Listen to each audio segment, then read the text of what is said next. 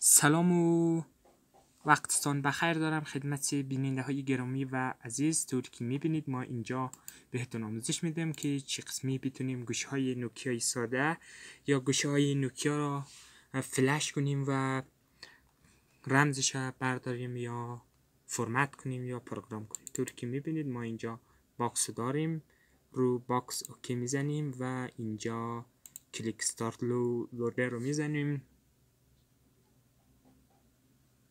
چند دقیقه طوری که میبینید این پایین نوشته وات 30 دقیقه طوری که میبینید استارت زد و تمام.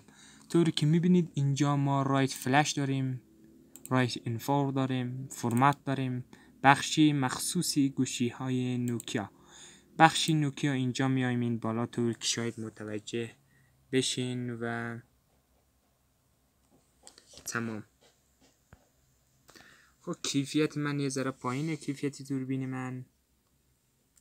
اینجا رام مثلا رام 106 رو داریم، 108 رو داریم، 110 رو داریم، 1201 رو داریم. تمام رام ها رو طوری که میبینید ما اینجا داریم. رایتن 4